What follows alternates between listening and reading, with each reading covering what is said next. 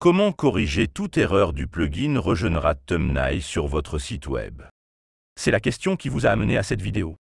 J'ai préparé une liste complète étape par étape pour corriger toutes les erreurs sur votre site WordPress. Rapidement et objectivement, je vais vous apprendre, à l'aide d'un tutoriel complet, comment corriger les erreurs que vous rencontrez, sans perdre votre temps avec des solutions inutiles.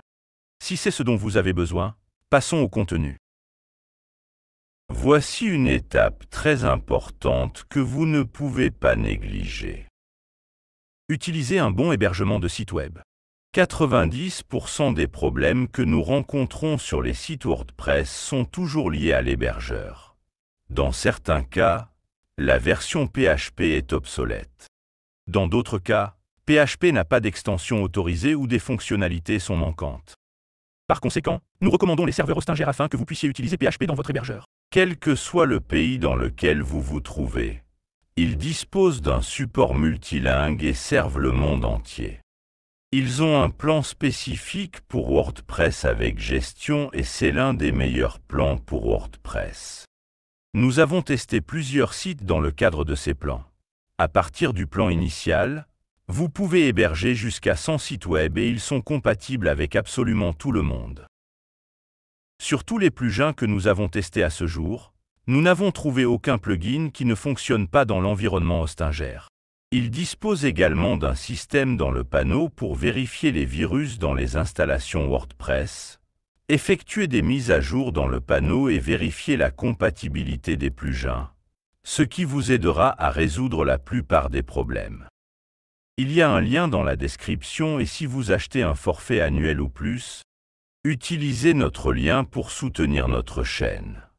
Une chose très importante, comme Rechanger a une politique de remboursement si vous n'aimez pas le produit, vous pouvez simplement faire ce qui suit.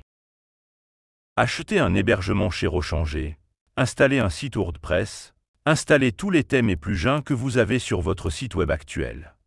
Vérifiez si cela fonctionnera. Si cela fonctionne, vous savez que le problème vient de l'hébergement de votre site web et qu'il est temps pour vous de migrer. Tout ce que vous avez à faire est d'apporter votre site web à Hostinger.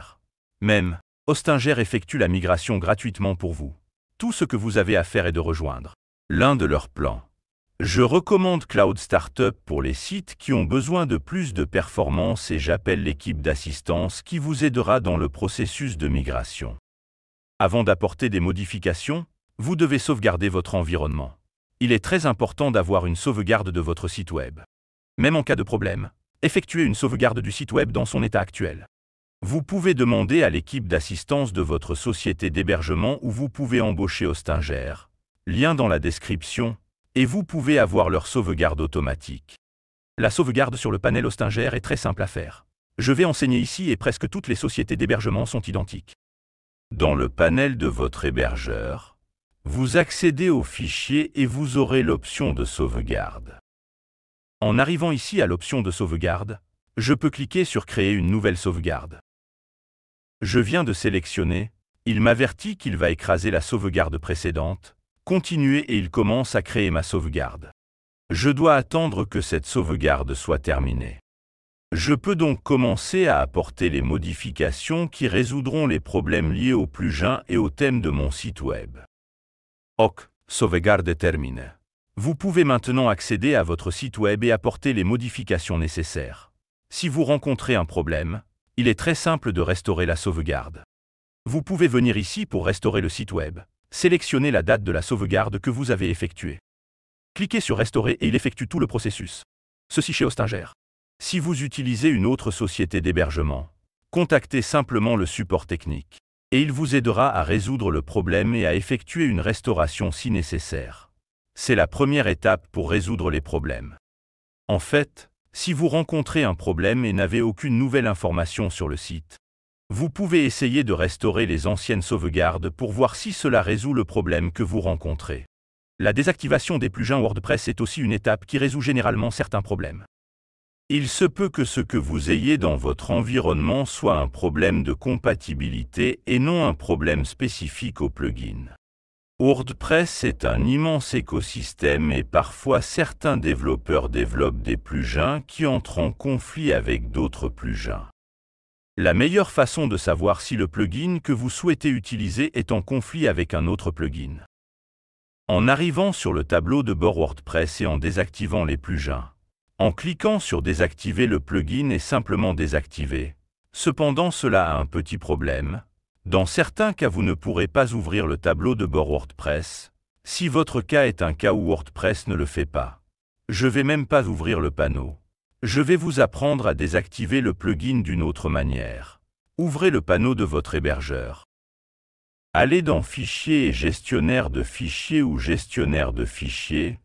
Cliquez sur votre gestionnaire de fichiers et lorsque vous l'ouvrirez, vous aurez accédé au dossier public HTML. Accédez au dossier public HTML. Sur certains serveurs, ce dossier peut s'appeler www. Allez dans WP Content, le dossier plugin, entrez-le, et à l'intérieur du dossier plugin, vous verrez que vous aurez des dossiers avec les noms des plugins que vous utilisez. Par exemple, ici j'ai un plugin appelé modèle de page complet. Ce que je vais faire, c'est désactiver ce plugin. Mais pas ici. Si mon WordPress ne s'ouvrait pas, je pourrais juste renommer, en cliquant avec le bouton droit. Je vais renommer, et je change le nom du dossier. Je vais juste ajouter un soulignement. À la fin, et cliquer sur renommer, ça a changé le nom du dossier, et quand j'arrive, WordPress est mis à jour. Je verrai que le plugin a été désactivé. Donc si ce plugin posait problème dans mon installation WordPress, je l'aurais désactivé, et mon WordPress fonctionnerait à nouveau, me faisant ainsi savoir que ce plugin est un problème, si ce plugin a été désactivé, comme je l'ai fait maintenant. Et même si WordPress n'a plus fonctionné, je dois continuer à désactiver les autres plugins, à renommer le dossier, ou à les désactiver via le panneau, jusqu'à ce que WordPress fonctionne à nouveau. Dès que WordPress recommencera à fonctionner, je saurai quel plugin a causé le problème. Je vais donc revenir au dossier ici et remettre le nom du dossier du plugin à l'original. Ramenez le nom du dossier du plugin à l'original, en supprimant le soulignement afin que le nom du dossier du plugin reste tel qu'il devrait être.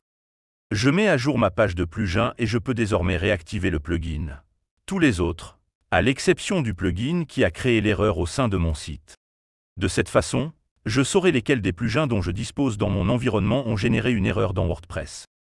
Augmenter la mémoire PHP. C'est une étape qui résout la plupart des cas de problèmes avec les plugins. Notamment les cas d'instabilité, lors des démarrages et arrêts du site. Allons-y. En arrivant sur le tableau de bord de votre société d'hébergement, vous pouvez cliquer ici sur Avancer, Configuration PHP, et vous arriverez sur cet écran. Vous allez dans les options PHP. Vous descendrez à l'option qui parle de mémoire PHP. Ici, je l'ai réglé sur 512 mégas. Je peux le changer en 1024. En gardant à l'esprit que mon plan a 3 gigaoctets, incroyable, 3 gigaoctets de RAM. Je peux passer par exemple à 1024, descendre ici, sauvegarder, et cette étape, au bout de quelques secondes, peut complètement changer les performances de votre site. Notamment en faisant plusieurs plugins qui ne fonctionnaient plus à cause de l'utilisation de PHP, sont disponibles sur votre site internet. Mémoire excessive ou pas excessive, juste l'utilisation nécessaire, remettez-les en état de marche. Vérifiez donc auprès de votre hébergeur si votre forfait a des valeurs de mémoire supérieures à 1 gigaoctet, 1024 gigaoctets. Idéalement, les plans devraient avoir plus que cela, car PHP n'est qu'une des parties qui utiliseront la mémoire de votre hébergement. Une étape très simple qui peut résoudre de nombreux problèmes consiste à désactiver le réseau CDN si vous l'utilisez sur votre WordPress. Certains plugins et thèmes peuvent rencontrer des problèmes avec le contenu disponible via CDN. Des réseaux tels que Cloudflare, CDN Max, entre autres, peuvent être désactivés temporairement ou définitivement pour résoudre les problèmes de votre site WordPress. Donc, dans notre exemple, je vais aller sur Cloudflare et désactiver le réseau CDN. Je clique sur Modifier sur mon entrée DNS et désactive le proxy. En cliquant sur Enregistrer, je désactive le service CDN et dans environ 30 à 40 minutes, je peux réessayer d'accéder à mon site web. Augmenter la mémoire de WordPress lui-même est également une étape qui résout de nombreux problèmes. Augmenter la mémoire disponible pour WordPress. La première chose que vous devez faire est de vérifier auprès de votre hébergeur quelle est la limite de mémoire disponible sur votre serveur. Celui que nous utilisons est un plan spécifiquement pour WordPress. Nous disposons de 3 gigaoctets de mémoire. J'ai alloué 1 gigaoctet pour PHP et maintenant j'augmenterai également la mémoire disponible pour WordPress. Je viens donc ici dans Fichiers, Gestionnaire de fichiers. Si vous hébergez votre site web ailleurs, vous pouvez accéder au gestionnaire de fichiers via le tableau de bord de votre société d'hébergement. Si vous souhaitez changer de société d'hébergement, je vous recommande de cliquer sur le lien dans la description pour obtenir une réduction sur les forfaits annuels ou plus importants au sein de Hostinger. Accéder au gestionnaire de fichiers, accéder à Public HTML. WP inclus, cherchons le fichier appelé default constant. Cherchons le fichier. Nous le trouvons ici. Voici le fichier default constant.php.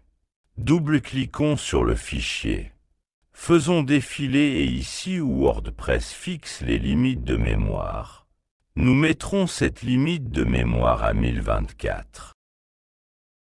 Changez-la encore une fois ci-dessous également en 1024 et ci-dessous ici nous avons des multisites WordPress. Nous n'utilisons pas cette structure, mais si nous l'étions, nous pourrions également la changer en 1024. Sauvons et c'est tout. À partir de ce moment, WordPress pourra utiliser davantage de RAM disponible du système, ce qui résout de nombreux problèmes avec les plugins qui nécessitent une plus grande utilisation. De la mémoire RAM. Temps, c'est de l'argent.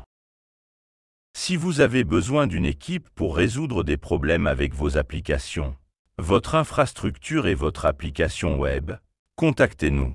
Le lien dans la description a notre calendrier ouvert au public avec les heures et les jours que vous pouvez sélectionner. Commandez et recevoir notre service exclusif d'un groupe de passionnés de technologie à un client qui en a besoin. Votre temps vaut beaucoup pour nous. Si vous ne le souhaitez pas, ce n'est pas grave. Regardez simplement la vidéo jusqu'à la fin et je suis sûr que vous pourrez résoudre votre problème. Si vous voulez gagner de l'argent en résolvant des problèmes WordPress, il y a un lien dans la description qui vous mènera à la meilleure formation qui soit. Je veux que vous réfléchissiez à ce qui suit. Selon vous, qu'est-ce qui est le plus probable? Que quelqu'un vous paie 1000 $ pour un site web dont il ne sait même pas s'il en a besoin? Ou que quelqu'un qui a déjà un site web fonctionnel et qui a un problème vous paie 1000 $ pour le résoudre? Résolvez les problèmes avec des outils déjà existants. C'est un marché immense et peu exploré. Vous avez la possibilité de travailler sur l'urgence, le besoin d'entreprises déjà actives. Cliquez sur le lien dans la description et je suis sûr que vous l'aimerez. Si aucune des autres étapes de cette vidéo n'a permis de résoudre votre problème, je vais maintenant vous apprendre à contacter l'équipe d'assistance de Regenerat Thumbnail. Allons-y. Je laisserai ici ce lien vers wordpress.org dans le premier commentaire épinglé afin que vous puissiez accéder à la page où je me trouve actuellement. Tout d'abord, en accédant à ce lien, vous vous connecterez à votre compte wordpress.org. Nous arriverons à la page d'assistance ici dans le coin, en bas à droite. En allant sur la page d'assistance, nous allons créer un sujet. En créant ce sujet, la première chose que nous ferons est d'ajouter un titre faisant référence à l'erreur que vous recevez. Ajoutons le lien de votre site web. Et maintenant, le point d'or de cette vidéo, qui est cette copie que je vous laisserai prête dans le premier commentaire épinglé. Ici, j'ai déjà laissé tout ce que vous devez remplir pour faciliter la vie du programmeur qui vous assistera et pourra résoudre votre problème beaucoup plus rapidement. J'ai déjà préparé tout ce que vous devrez ajouter ici. Il vous suffit de renseigner vos coordonnées. La première chose que vous entrerez est votre société d'hébergement. Dans mon cas, j'entrerai ici Hostinger.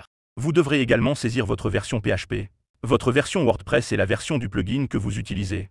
D'accord? Vous placerez également tous les plugins que vous avez installés et activés sur votre site web. Car même s'ils n'ont aucune connexion les uns avec les autres, ils peuvent provoquer un certain type d'erreur, simplement en étant présents sur votre site web. Si vous disposez d'un plugin de mise en cache, pensez à le séparer des autres plugins. Indiquez clairement s'il est activé ou non sur votre site web, car cela pourrait également provoquer un certain type d'erreur. Comme je vous ai appris comment activer WP Debug quelques étapes plus tôt dans la vidéo, je vais vous recommander d'y mettre tout ce que vous avez reçu ici.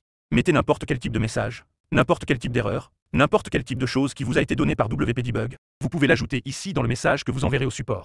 Enfin, vous mettrez 2 phrases courtes, 2 textes simples expliquant ce que vous essayez de faire au sein de votre plugin. Quelle est l'erreur que vous recevez?